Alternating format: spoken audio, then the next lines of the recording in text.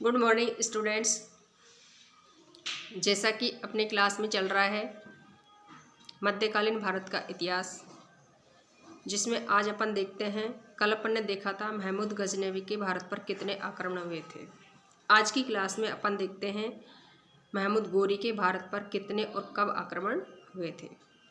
अपन ने कल महमूद गजनवी के जो आक्रमण भारत पर किए गए थे विद सन अपन ने एक एक को देखा है। उसी प्रकार से मोहम्मद गोरी ने भारत पर जितने आक्रमण किए हैं उसको भी अपन विद ईयर देखते हैं। इसमें देखते हैं अपन सियाबुद्दीन मोइजुद्दीन मोहम्मद गोरी का भारत पर आक्रमण। इसमें देखना है अपन को किस राज्य पर किस सन में उसने आक्रमण किया और उसका क्या परिणाम निकला, वहाँ का शासक कौन था। मोहम्मद गोरी ने भारत के मुल्तान नामक क्षेत्र पर 1175 ईस्वी सन में आक्रमण किया था और वहाँ उसने विजय हासिल की थी। वहाँ के शासक का नाम था करमाथी शासक। अगला आक्रमण उसने किया था उच्च पर, जो किया गया था 1176 ईस्वी सन में।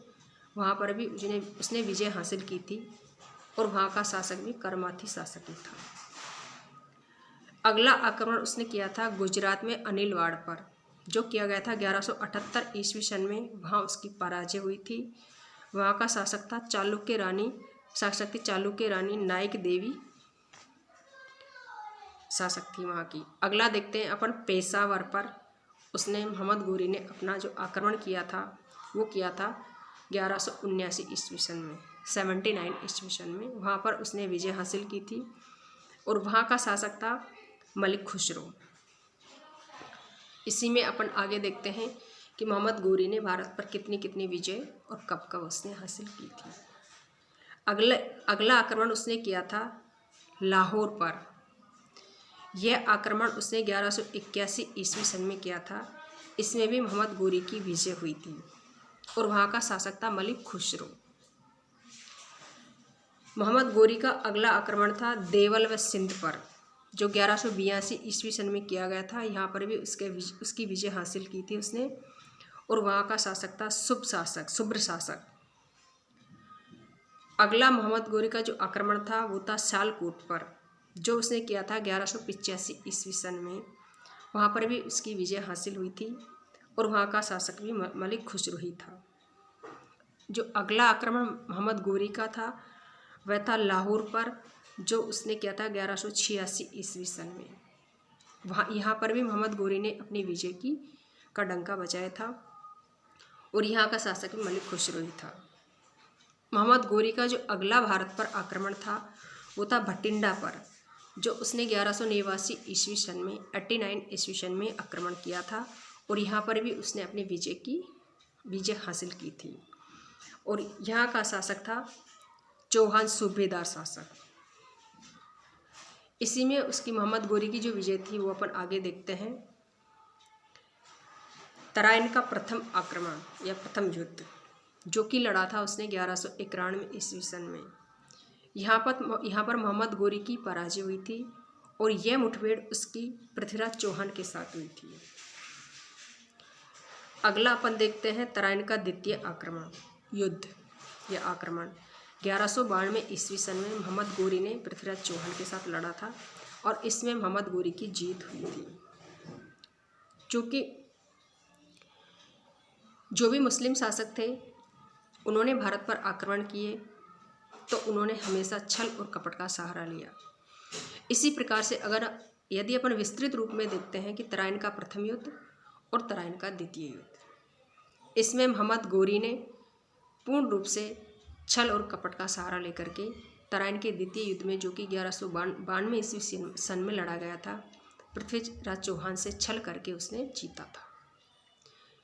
क्योंकि यदि सच्चाई से वह युद्ध लड़ता तो उसका वही हाल होता जो कि प्रथम तराइन के युद्ध में उसका हाल हुआ था।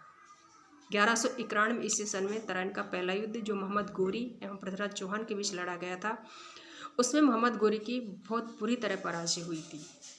लेकिन द्वितीय युद्ध में उसने पूर्ण रूप से छल और कपट का सहारा लेकर के पृथ्वीराज चौहान को हराया, जो कि एक हराने का नाम था। वास्तविक रूप से उसने छल कपट का सहारा उसमें लिया था। आगे इसी में देखते हैं अपन, हांसी, दिल्ली, कोहराम व सुर सतह पर 1193 ईस्वी सन में मोहम्मद गोरी ने अपनी विजय हासिल की थी। कन्नौज जो कि चंदावर में स्थित है, 1194 ईस्वी सन में मोहम्मद गोरी ने यहाँ पर अपनी विजय हासिल की थी। यहाँ के शासक का नाम था जयचंद।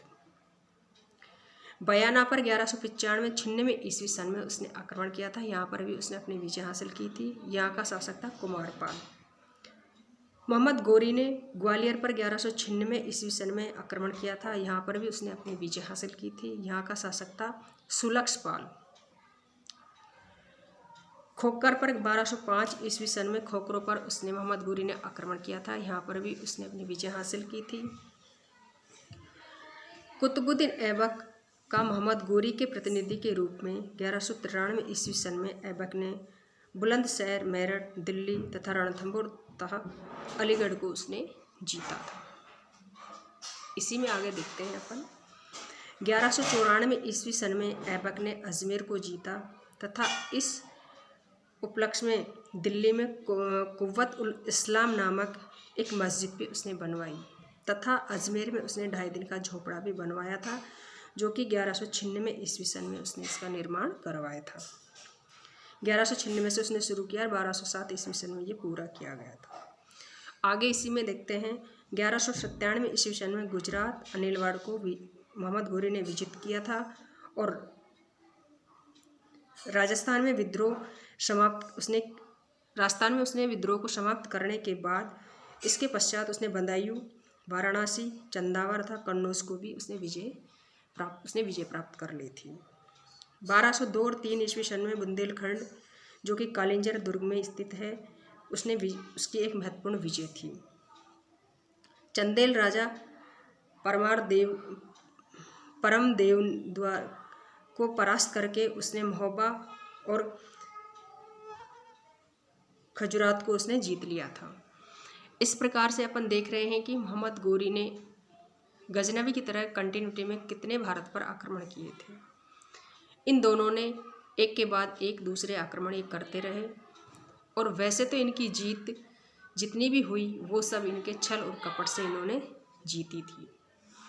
इस प्रकार से अपन देखते हैं कि मोहम्मद गोरी का सबसे जो महत्वपूर्ण आक्रमण था वो था तराइन का प्रथम युद्ध और तराइन का दूसरा युद्ध, जिसमें उसने पृथ्वीराज चौहान जो कि राय पिथौरा के नाम से भी जाने जाते हैं, उनको छल कपट का सहारा लेकर के तराइन के द्वितीय युद्ध में उन्होंने पराजित किया और भारत में धीरे धीरे अपने पैर जमाना शुरू कर दिया था। धन्यवाद दोस्तों। अब बचा हुआ टॉपिक्स अपना अगले क्लास में देखते हैं।